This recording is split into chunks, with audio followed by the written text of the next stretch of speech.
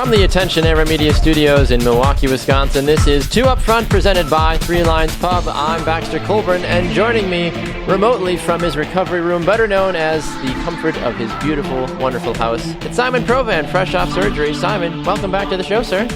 Hey, Baxter. It's good to be quasi back. It's been a little quiet without you the last couple of days. Well, but you've been doing a great job. A lot of great guests, and love the mix, the variety of guests that you've had on in my absence. So, I appreciate it. Like I always say, when you're not on the show, I feel like I have to just overload with guests to make up for the fact of you not being on the show. Just be like, there's too much Simon missing, so I just need to load up with as many guests as possible. Well, I appreciate that, but you always do a great job, whether I'm there or not. That. So, well, thank you. Surgery. I know a lot of people were curious to know how you were faring, so it'd be great to get a little bit of an update if you can for us. Yeah, you know how it goes with surgeries. The first couple hours afterwards, it's like, hey, this isn't so bad. And then once all the numbing medicine wears off, you go, oh, wait, yes, this is bad. So I had actually... No. Right. Two surgeries. I always call it a linguini hernia because I can't remember what it's actually called. But that's one near the groin area. But then I also had a herniated belly button. So two surgeries in one, a great deal to end here. Yeah, right. It sounds like just a real piece of cake there, basically, for you just to wrap up your year. Yeah, so, but, had my deductible met and out-of-pocket met, so I might as well get those surgeries out of the way. Might as well at this point. Yeah, exactly. That's pretty awesome. Well, Simon, we've got a good show. I'm glad to have you back. We're going to be joined in the second segment by Fox Sports' Rob Stone. He's going to help us chat a little bit about who we think Bruce Arena is going to call into the January men's national team camp. Rumor is, Simon, it's going to be a lot of MLS players. So we'll have to see. Where is that music coming from? Wow. I don't know. Just about to get a groovy beat there, Baxter. I was going to try to, loosen up the muscles here a little bit and start dancing. Everybody. I was like, music is playing, and I don't know where it's coming from. I think my phone went rogue on me there for a second. Wow. I think it was just celebrating the fact that we're talking about a January camp. Yes, exactly. I feel like it's going to be one of those shows today, Simon. I swear. It's already been kind of an interesting morning for back and forth for all of us. But hopefully nothing else goes rogue on us. But yes, men's national team camp right around the corner. Rob Stone will be here in the second segment. And then Brian Harris of the Kansas City Comets is going to be here to join us as well. Our second official MASL team to join us aside from the Milwaukee Wave. So they're in the same division too. So that'll be cool to hear from a rival of the Wave, especially. They're coming up in the third segment. But, of course, we want to remind all of you that you can find us live Tuesdays and Thursdays from 12 to 1 p.m. Central Time right here on Spreaker.com. You can also find the show by going to our website, twoupfrontsoccer.com as well. Simon, are you good enough to tell people where to find us on social media? I am. Yeah, you can find us on Facebook. Just type in 2 Up Front, the number 2, in the search bar there. And do us a great favor and give us a like. We're at about 570. I don't know if we can get to 600 by the end of the year, Baxter, but that would be awesome pretty swell if we could. We've got hats now, so maybe for number 600 we throw in a hat with that T-shirt. What else? Twitter. We're on Twitter. Again, the number 2, at 2 Upfront Soccer. And, of course, I haven't been on Twitter much myself, but when I am and not recovering from surgery, I'm at Simon Provan, and you're at Baxter Colburn. That is correct. All right, Simon, a couple of fun things we want to talk about here in the Kick Around, which is brought to you by Too Much Metal for One Hand. There's a couple of places we could go. Let's start with your Portland Timbers first, Simon, just because I know that's the closest to home for you. Darlington Nagbe to Celtic, will it happen? Yes, maybe? I think it's going to happen, Baxter. Word is that they're offering $3.7 million for Darlington Nagbe. There was already headlines in the Scotland's Sun paper. It says, Merry Christmas, darling, is what the headline was for them. He's been over there to watch Champion League games, so I think you can pretty much mark this one up to a done deal. Yeah, I'd have to agree with you on that one. And to be honest, I think a change of scenery might be good for Nagbe. He, I think, on a lot of accounts, underperformed. And the music's back again. Now we're celebrating Nagbe. Nagbe's leaving. It's more good. Music. I don't know what the heck. Oh my gosh. No, I think you're right, Baxter. He produces when he's on the field, but he doesn't always seem to have the players around him that know how to work off of him. And at times, too, he gets in his own head and gets in his own way. Maybe going to a more, I don't know if you can call the Scottish Premier League a more high-pressured league. Because that's an interesting, them and Rangers, but yeah, that's an interesting argument. I think some may or may not make. Be like, well, he has the opportunity to play Champions League, which he doesn't in MLS. I could see the reasoning behind that. Yeah, I think that's the big thing is him being able to play Champions League. Yes, yep, I agree with you on that one. Another player too, Simon, that is continuing on with his career is Will Johnson. He decided he wanted to play the free agent market following Toronto FC's loss in MLS Cup 2016. And it looks like he's going to be reuniting with his former coach, Jason Kreis, at Orlando City. Do you like this move by Johnson? Yeah, it's interesting. Johnson's only 29, but, let's face it, he was more of a substitute player for TFC, and I think that surprised him a little bit. He wants to go to a place where maybe he gets more playing time, but Baxter, I think he's going to find playing time in Orlando also difficult. You've got a number of midfielders, of course, led by Kaká, but then you also have Carlos Rivas, Kevin Molino, Higuita, Breck Shea, all playing in that midfield. So I don't know where Will Johnson fits into that. It's going to be tough for him down there. But I think the big impetus for him really is being able to play under Jason Kreis again. And I would agree with you on that one, too. Will Johnson has been, I guess, one of the staples in Major League Soccer the last several seasons. I didn't realize that he was 29 years old. I thought for some reason he was older, but maybe just because he's been a little bit of a journeyman the last several years. That's why I think maybe he seems older than he actually is. I think Will's a good guy to have coming off the bench for you, but you're right, though. It's a pretty busy midfield down there in Orlando, but I don't necessarily know if Will's going because he thinks he's going to get a lot of playing time as much as he just wants to be back around Jason Kreis, who he had a lot of success with at Real Salt Lake back in the day. Yeah, it's interesting because he did say he wants to win one more trophy before he hangs up the boots. First of all, to be talking like that when you're 29 is a little bit surprising to me. But Steve Newman just retired today, the former Revolution player. He retired at 25. Is that right? Yeah, retired at 25 today, which is, in my opinion, very surprising. A guy that had a lot of talent, but I haven't seen the full reason why he retired. But that's a whole other topic. Yeah, you almost wonder. It is, but you almost wonder if it's another money thing. It might be. These guys in MLS still aren't making wages that are going to set them up for life. Of course, there's a few exceptions to that, but a lot of these younger guys are looking at the difference between a lifelong career in something outside of soccer or getting behind in their years of trying to start another career after soccer where, they're still only making $70,000. Now, I would love to play soccer for $70,000, Baxter, but when you're talking about trying to take care of your kids, for life, that's not going to cut it. And, a professional career on average is only 3 years. So, which is a little surprising, and I think that it's interesting too because you hear about the wage disputes in MLS and then in the NWSL also, and I bet you there's a ton of NWSL players that would kill to be making $70,000 a year instead of because a lot of those ladies are either single or just have a boyfriend or a husband or a wife rather at times, and they don't have to worry about the whole kid aspect of things. So there's not a lot. I think I saw that there was, including Jess McDonald, there were 3 total moms that played last season, I think, in USL. I could be wrong about that number, but I think there was only 3 total. So the family aspect of it, like you were saying, not as prominent in the NWSL, but still, $70,000 a year, bare minimum, would be great, I think, for a lot of those ladies. Right. Yep. Yeah, absolutely. Do we have time to talk about Houston moves, or do we got to get moving on, Baxter? Yeah, talk about Houston really fast, and then we should get moving on. Yeah, I just think it's important because the Dynamo are really, with Wilmer Cabarra down there, he's making some great moves. They just signed Machado as I believe it's maybe not as a DP, but strong defender, had played for Saprissa. He means business down there. They also signed Alex Ford.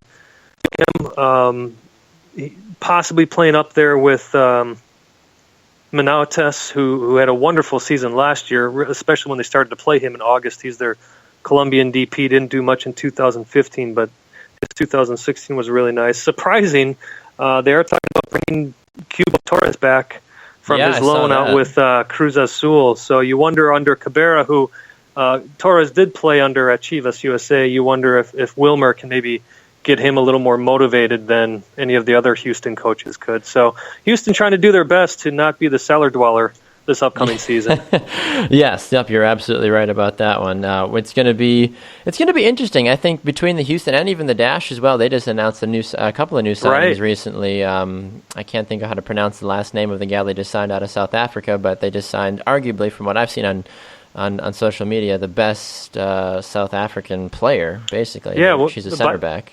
Yeah, exactly. I was going to say possibly one of the best center backs in the world. So huge work down there going on for both Houston clubs. You're absolutely right about that one. All right, we are going to run to a break. When we come back, as long as technology works in our favor, we'll be talking to Rob Stone of Fox Sports. Hang tight. You're listening to Two Up Front, presented by Three Lions Pub.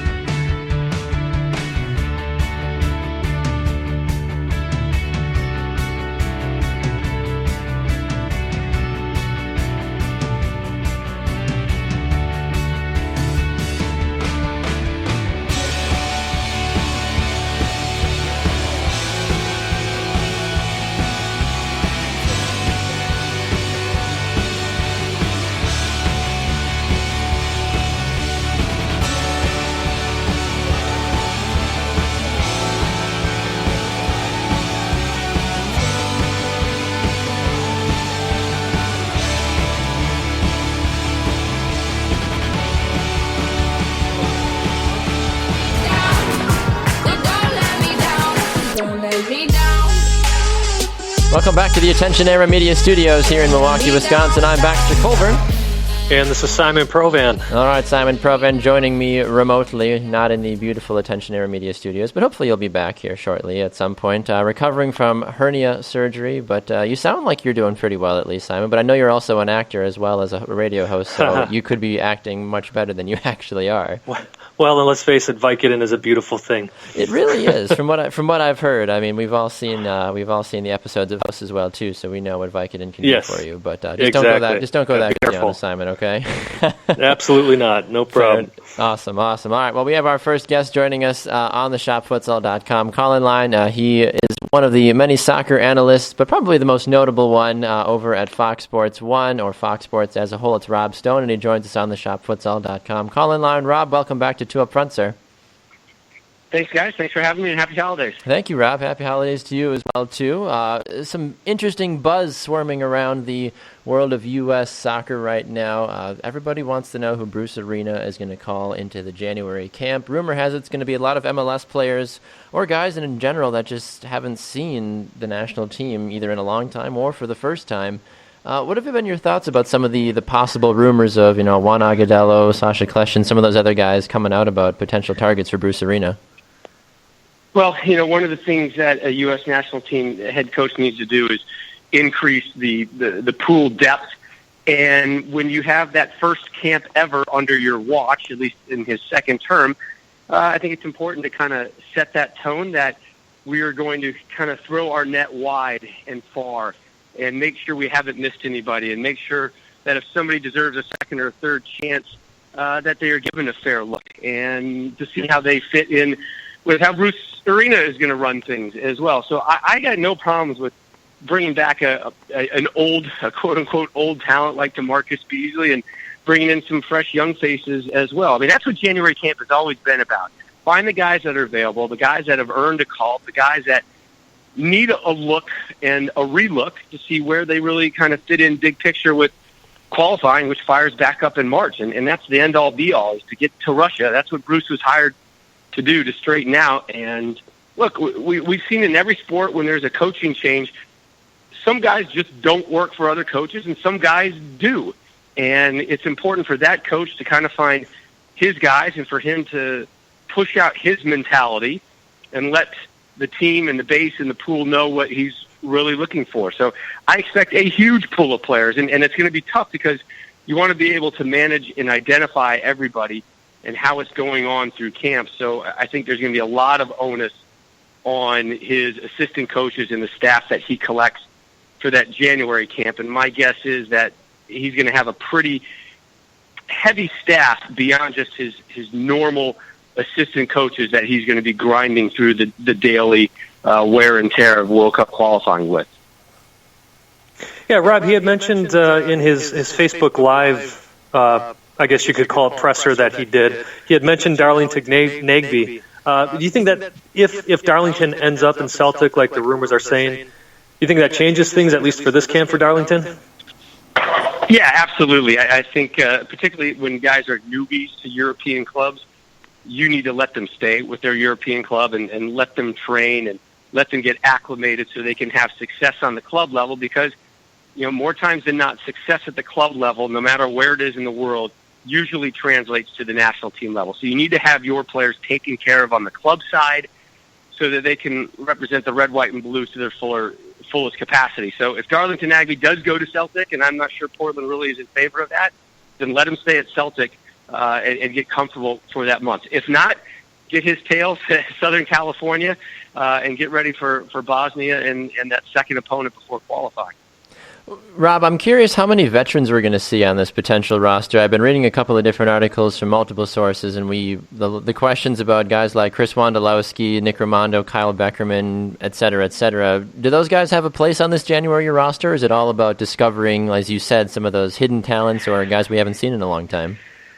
That's a good one because Bruce comes at this from a different perspective. A, he's already been in this job, but B, he's been in MLS. He sees these guys. Exactly, yep. He knows, the level that Beckerman is at. He knows what he can bring. So my guess is that there would be a good bunch of guys that he'll probably have a conversation with personally and say, guys, don't be offended. I know who you are. I know what you've done. I know what you can do going forward.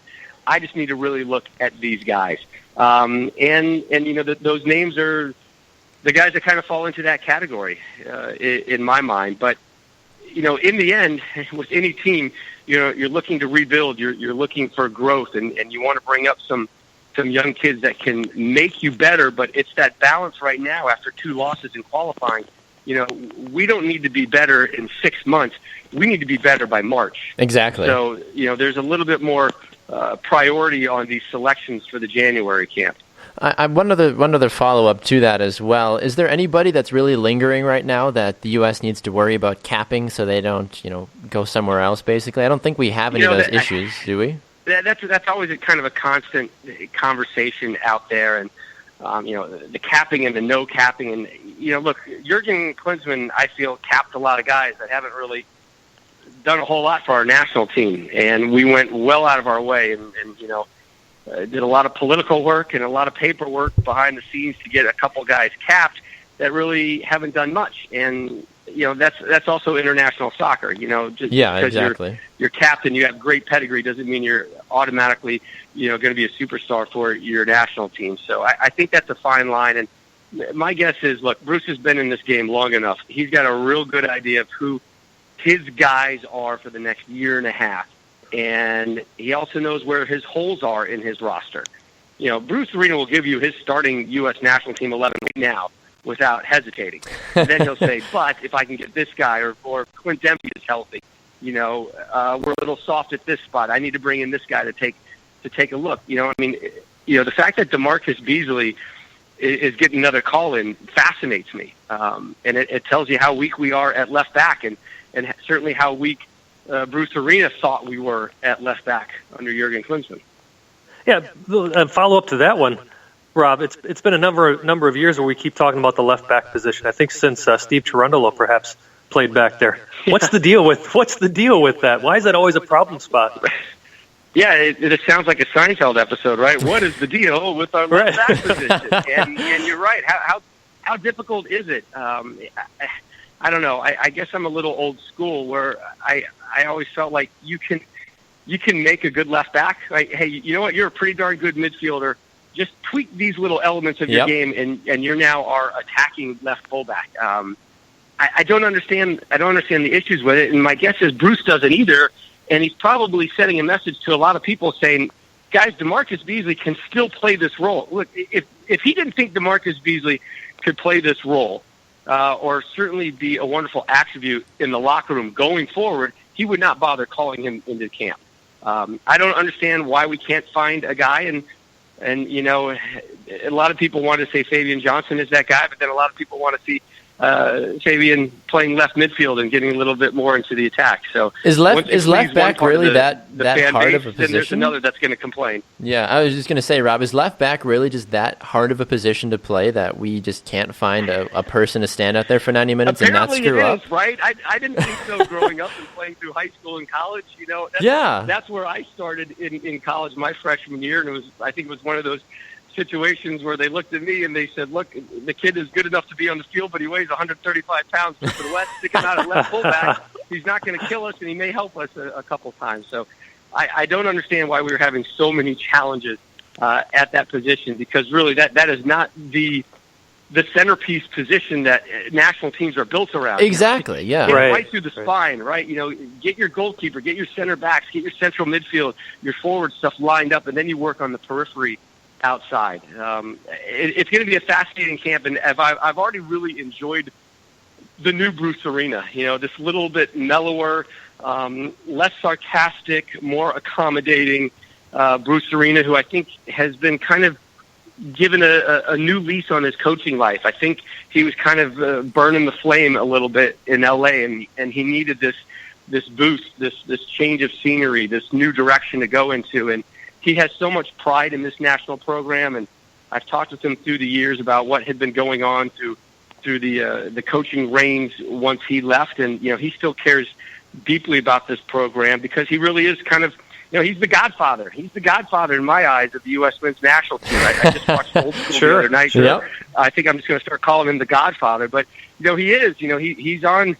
You know, he's on the Mount Rushmore of American soccer. This guy has accomplished more than I think we give him credit for, probably because there's a lot of people out there who have been turned off by some of his personality traits.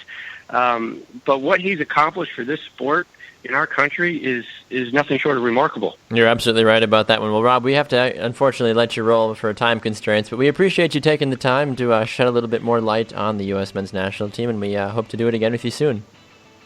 You got it, guys. Have a great one. Thanks, Rob. You Thanks, as well. Rob. There goes Rob Stone on the shopfutsal.com call-in line. We're going to run to a break. When we come back, we will hopefully, as like we mentioned, today's been a technical adventure, but we hope to have Kansas City Comets defender Brian Harris joining us on the shopfutsal.com call-in line. Stay tuned. We'll be back with more on Two Up Front right after this.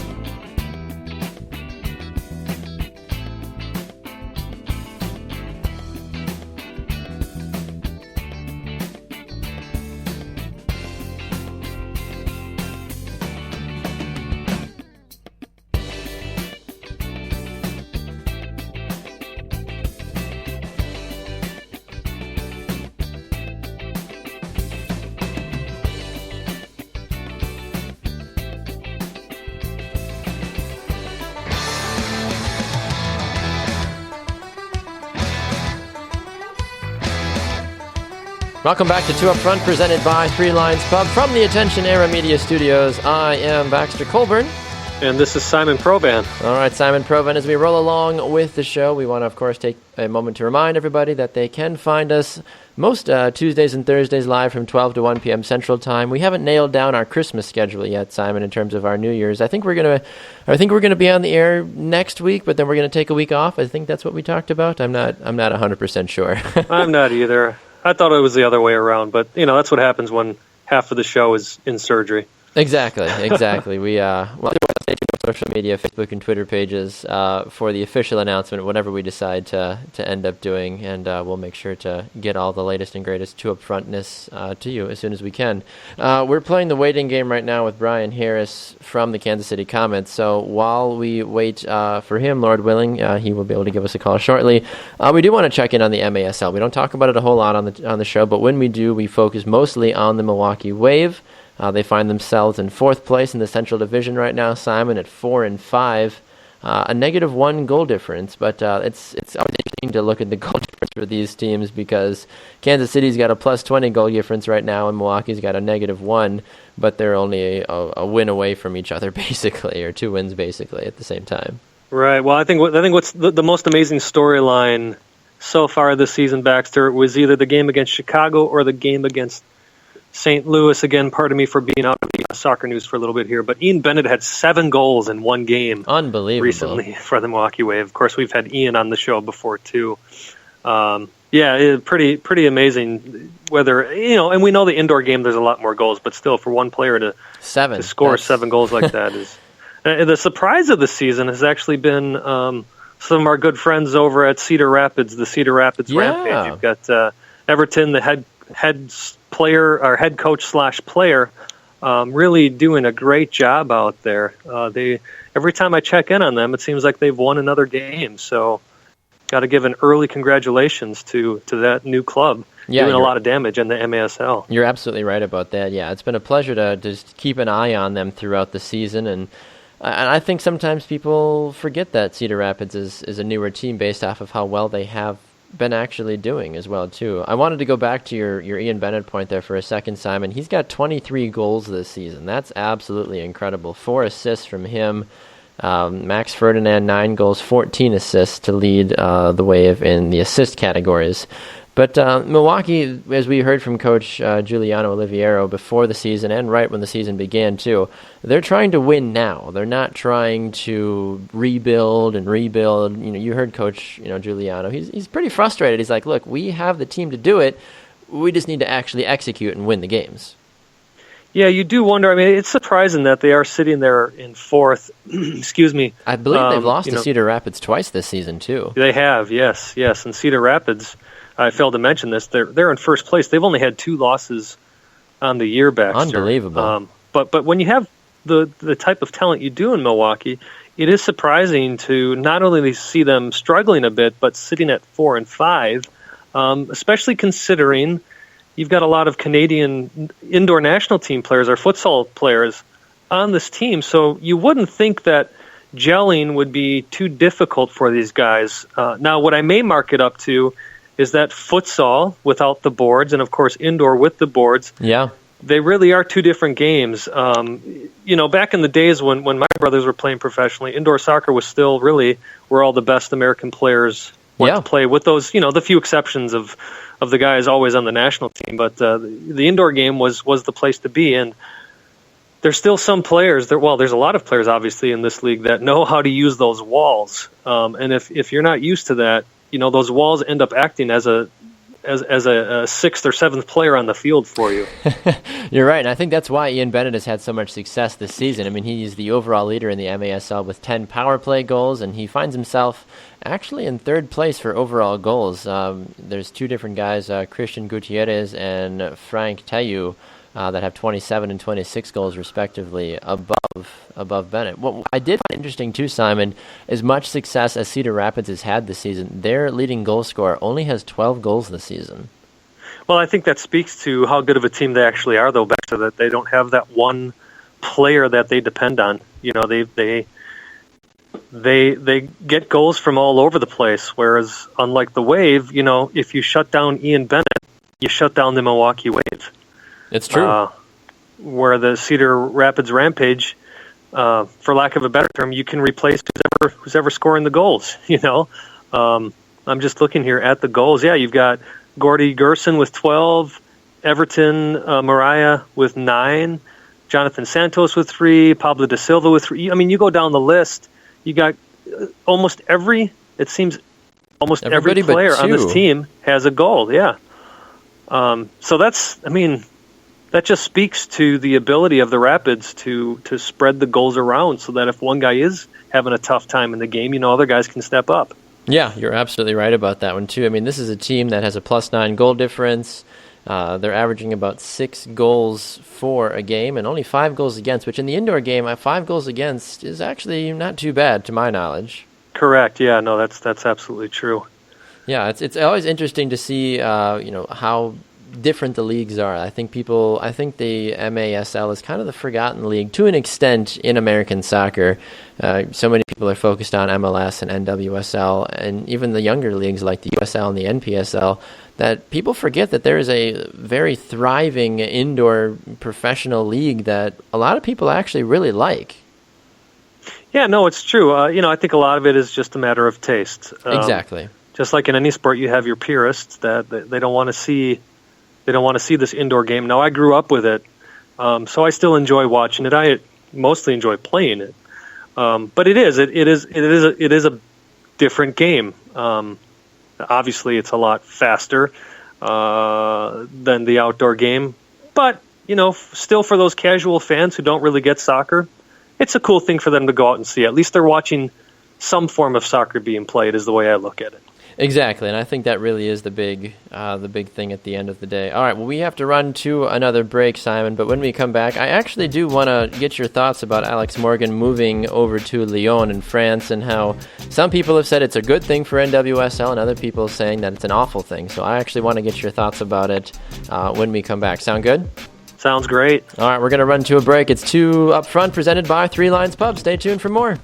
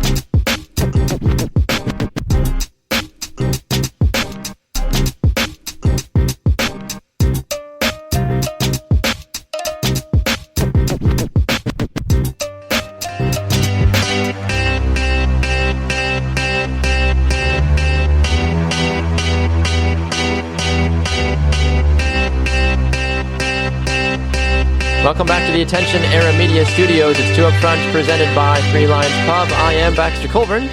And this is Simon Provan. All right, Simon Provan. I talked about it on Tuesday a little bit while you were busy being sliced and diced, hopefully not that bad, on the operating table getting your hernia repaired, about Alex Morgan and her decision to go to France to play for Lyon. I made a comment on Tuesday saying that I actually was fine with the move. I don't think that it's actually, I don't think she's making the wrong decision. I don't think it's malicious. I think she's got the right intentions about why she's going.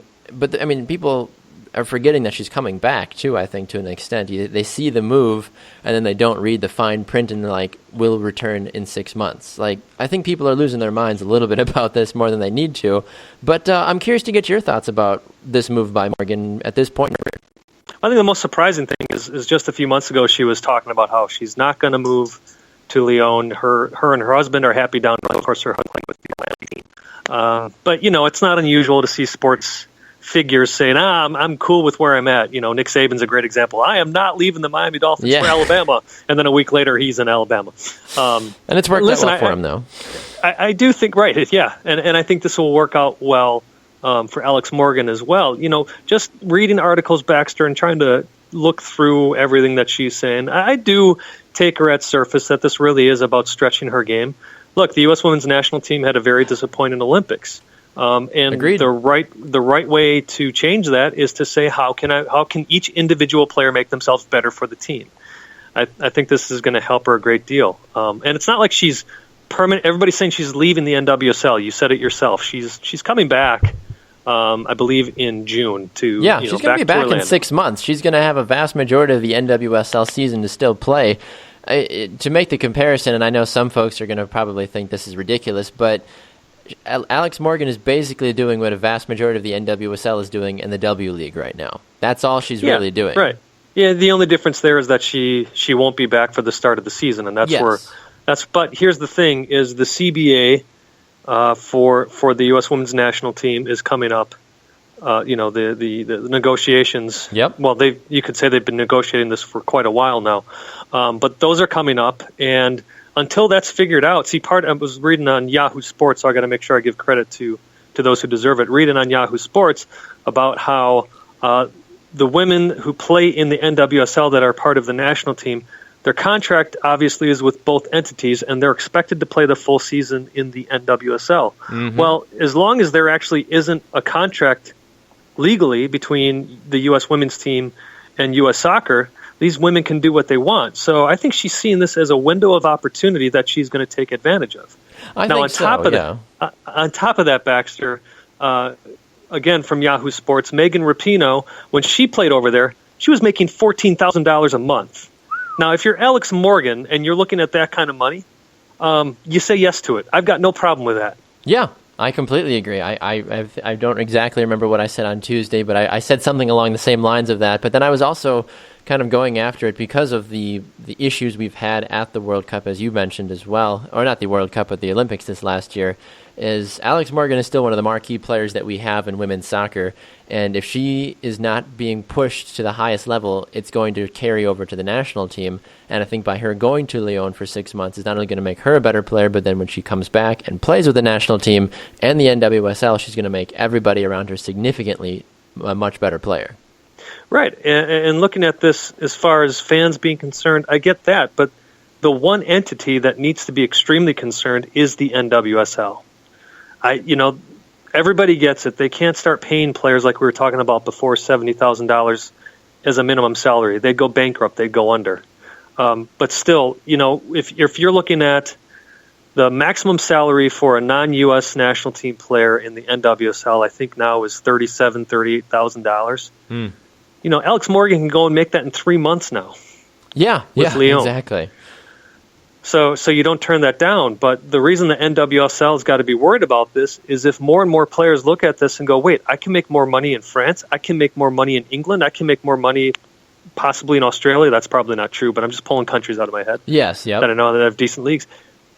The NWSL is going to start seeing an exodus of players. And that's where the main concern comes into play. And we had talked about that with Kim Little, too, when she went back to Arsenal, where so many folks were saying, well, there goes arguably the best player in NWSL back to England. Now, what do we have left? I was like, okay, everybody calm down, get off your ledge for a moment. There's still plenty of high-quality talent that on the international level playing here in NWSL. I think that, this move is actually going to do a lot of good in the long run, and I think people that are Alex Morgan fans just need to take it down a notch for just a little bit. I mean, if you read her open letter that she put in the Players Tribune, I think there's a great little clip here that I think that a lot of people need to focus on. Morgan says, I have big goals. I want to be the best player in the United States, the best player in the world. She said, so as much as I love living and training and playing in Orlando, I've decided to take a huge risk and bet on myself. Right, and just for the record, Lyon did not offer her husband a contract like she was hoping they would do. At least that's what we know right now. So yes, exactly. But overall, do I have a problem with it? No. Will it be a bummer not to have her in the NWSL for the first few months of play? Yeah, absolutely. But that's the reality of soccer, and I never have a problem when a player comes out. I would never have a problem if a player came out and said, "I'm doing this for the money." Mm-hmm. Because, the short lifespan of a professional athlete is just that. It's incredibly short. If you can set your family up for life, go after that opportunity. When I was a kid, I never understood that. Oh, it should be about the love of the game. Well, there should be some love in there, But my goodness, if you have an opportunity, anybody else in any other profession has an opportunity to make a good chunk of change, I would say 95% of people are going to say yes to it. And it's a business. I think that's really what a lot of people do forget about, as much as people have to say, like you were saying, where's their love for the game? Why are they not dedicated to their team and their country? It's like, well, when you have the opportunity to go make a lot more money and, as you said, Simon, multiple times, set your family up for life, do it. Alex and her husband don't have any kids yet. They're still doing their whole career thing, but eventually Alex Morgan is going to retire. Eventually they are going to have a family. And they need to make sure, from a financial perspective, from an adult perspective, that they have the right money to do so and, not jeopardize themselves or their children's future. Right, absolutely. And other people can sit back and say, well, you don't need that much money. Well, from our own personal perspective, sure, maybe not. But we're not in those people's shoes, and who am I to judge somebody else for what they feel they need to set themselves up with? Yeah, no, you're absolutely correct about that one. I thought it was interesting too. I'm in the process of trying to pull it up right now, but Backline Soccer did an article by Chelsea Bush, a title called "The NWSL Doesn't Need Alex Morgan," which I thought was an interesting article that I'm hoping my device will load as we continue to talk aimlessly about things. Looking at the article, though, I think it's an interesting take, because you look at Alex Morgan and people. You basically, if you ask anybody to say, can you name one U.S. women's national team player, it's either Hope Solo or Alex Morgan for the most part. And Carly Lloyd now has really made sure, rightfully so, a big name for herself in non-soccer traditional focuses. But I think that everything is going to be just fine, in all honesty. I think that there is going to be a lot of people that need to branch out from the norm that is the U.S. women's national team and focus on the other teams. That's why one of the reasons I picked the Houston Dash as my team in NWSL, because they're not as U.S. women's national team heavy. Sure, they have Carly Lloyd, but that wasn't the main reason I chose the team to support. And even for you, Simon, over at Portland as well, too, there are so many other players on that team that aren't either staples for the national team and or don't even play for the United States as well, too. Right. And, yeah, exactly. I do find it interesting, too, though, that, of course, last season when the Orlando Pride came to town, or when they were the visiting team, and all of the other NWSL teams, 3 out of the 7 teams that they visited, they had either the number 1 attendance for the season for that home team that season or the second highest. So obviously when Alex Morgan comes to town, along with some of the other great players that Orlando has, people just really want to go see Alex Morgan, which I don't blame them for if you think about it. No, yeah, and that's a way you do get.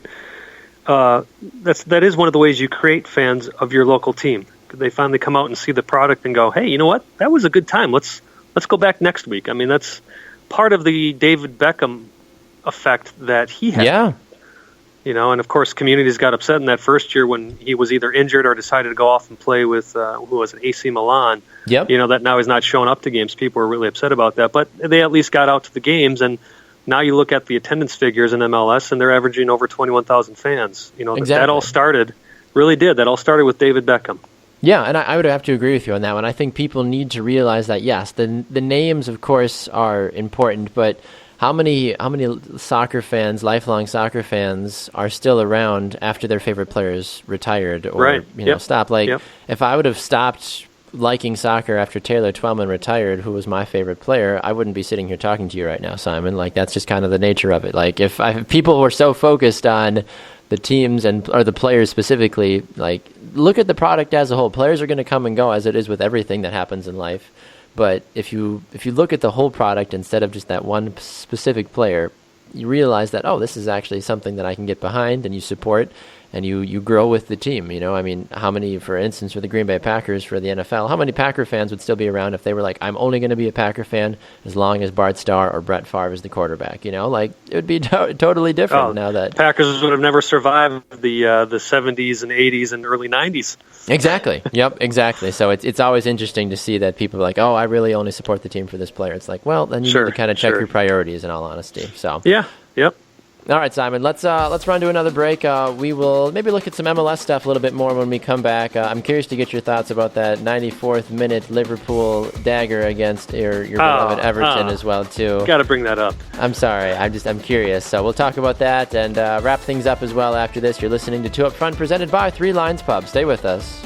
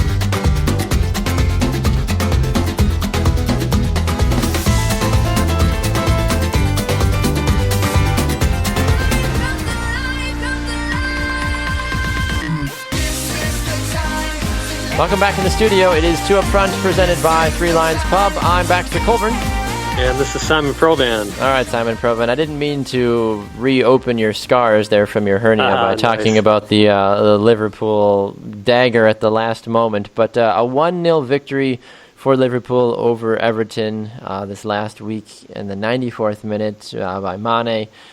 Take me through your thoughts and your reactions about that unfortunate play there for Everton at the end. Well, yeah, just, nice shot by the Liverpool player. Bounces off the post, goes right to Mane, who puts it in. Give credit to Mane for being there and doing what you're taught in Soccer 101, and that's to follow every single shot that's put on goal. Everton defense, though, to basically stand still, hoping that the ref calls an offside on that, and not really tracking Mane at all off of that rebound. You also got to fault the Everton defense for not coming through. You got to play to the whistle. That's right. You got to play to the whistle. But to let a player just run in like Mane did on that 94th minute goal, inexcusable on Everton's part. But at the same time, like I said, give Mane tons of credit for following through that shot and being hungry. I don't know what's going on with Everton right now, Baxter. Once again, they have the players. I mean, they started off the season amazingly well. Yes. Koeman, their manager, was really happy with what he was seeing. And now Everton is just in this funk for, once again, they're a mid-table club, and it's mind-boggling how this happens year after year. And I always wonder the same thing. I'm like, Everton is one of those teams that has the players, as you mentioned. They have the backing, the support, and now they find themselves in 9th place, which isn't the worst. It's still a very overcomable spot, I guess. But sure, if you look higher up the table, though, in front of them, it's West Brom that's at 23 with them, Southampton 24, and then you've got a 6-point jump to 6th place, which is Man United at 30 points, which has been kind of back and forth all season long. It's hard to really say as an Everton fan, yes, I believe we will make it in the top 4 this season based off of these current results. Yeah, I don't see them finishing the top 4, not if this run of form continues. Hopefully after the Christmas break, which I know they don't get much of one in the Premier League, but hopefully after Christmas break, maybe they get things a little bit more together. Yes, yeah, I'd have to agree with you. The person you got to be worried about right now is Bob Bradley, Baxter. Swansea sitting in 19th. They had a good couple of wins under him. And it looked like, let's see, I don't have it here, who they beat 3-0. But it looked like they were going to go on a decent run, but they're right back to their losing ways. He has no defense there. You do hope the club is fair to him and allows him to have the January transfer window. But I've heard, I've been hearing rumors, though, about that he's trying to either get Matt Beasler or Steve Birnbaum over there to help out shore up his back line. Yeah, I've heard that as well. I've also heard rumors that that Swansea is talking to Kyle Robinson of the Vancouver Whitecaps to replace Bob Bradley. Already? My gosh. Yeah. Well, and that's been the case with Swansea. They used to be the club that they would give their managers time, and it would be a club that would surprise a lot of people year after year ever since they came up from the second division. But now it just seems like their biggest hobby is firing their managers. Well, and that to go along with that too, there's been multiple articles posted over the last hour saying that Bob Bradley has accepted his Swansea future may hinge on the next 2 matches, which are against West Ham and Bournemouth. Well, next 2, I would say the next 1. Yeah, I'm concerned for him should they lose their next match. But you also wonder, again, if they don't give him that transfer window to at least work through that, are you really giving this guy a fair shot? And I would say no, you're not, because he's inherited this team. He's inherited a squad that is horrible. Yes. You can say anybody should be able to go in there and fix things, but okay, let's look at Manchester United right now. They're still not the Manchester United that you and I knew, 3 or 4 years ago. Oh, 100%. But yet, 100%. They've been giving their managers almost at least an entire season. Even David Moyes lasted almost through a full year. But they've all at least had the opportunity to work through a transfer window and prove that if they get the players that they want within the budget the club's letting them have, they can possibly be successful. So I think it's unfair that you bring in this new guy and then not let him have at least one transfer window. So you hope it is the next 2 games because that means you are into the January transfer window, but don't know. Exactly. That's always the hard part with a lot of this, and you'd like to hope that, he's gotten 10 matches with the team. You'd like to hope that they can give him a little bit more time, and I personally would like to see him get through January and see if he can make a couple of signings to whether or not he's kept the rest of the way, can at least provide players for Swansea down the stretch that they can at least get out of the relegation zone. Well, and that's the thing, they're not far off. They're sitting on 12 points. Crystal Palace is in 17th place with 15 points. So, they could work their way out of it with a couple of wins. Crystal Palace is on -4 goal differential, where Swansea is a horrible -17. So obviously Crystal Palace has that tiebreaker. But, Swansea did beat Sunderland 3-0, so you saw the hope there. And hopefully they can beat a couple more teams. I think it's funny that the English fans are going after him for having said PK and road match. It just goes to show I'm going to say it again, and I've said this often, but the arrogance of the English supporters to not allow a man to use other terms other than what they use for this game of football. Yep, I'd have to agree with you on that one. Let's switch gears, Simon. Let's stay in Europe, but go to somebody that is a United States men's national team player occasionally. It's Julian Green. Yes. He's made a move, and you had a couple of thoughts about that. Well, it's just interesting that Bayern Munich was talking him up quite a bit before the start of the season. Yeah. But he's really only made one appearance this year outside of league play. And, he's left Bayern Munich now and is with second Bundesliga club Stuttgart, who is on the verge of gaining promotion back up to the Bundesliga. So it'll be interesting to see. He was very thankful for his time at Bayern. He was with them since he was 15. He's 21 now. But, and of course, there were a couple of loans in there. But he's at the point where he realizes he needs playing time. Exactly. So I think going to the second Bundesliga club is a good idea. We saw how it helped Bobby Wood. Yeah. And hopefully it can do the same for Julian Green. Bobby Wood, by the way, a scoring machine, 20 goals in 2016 for club and country when you add them all together. He's really just been a man on fire recently. He's gotten 2 goals in his last 2 games, and I think people are forgetting just how good Bobby Wood actually is. That was one thing that I've noticed the last couple of national team games that Wood has been a part of. He looks a lot stronger, a lot more confident when he's got the ball at his feet. And he actually looks like he can go out and get up the field and do something with the ball, which the national team has struggled with at the forward position recently. Right, and along with that, he's very important to his club because the club has been they're sitting in the relegation zone over in the Bundesliga. The last goal he scored was a game-winning goal. It was a beautiful goal, too. He made a nice run, basically put it upper 90, which I know the British fans would say, what are you talking about, upper 90? Anyways, he put it top corner. Beautiful goal, upper 90. So Bobby Wood is on fire, and you'd certainly like to see his team stay up in the Bundesliga.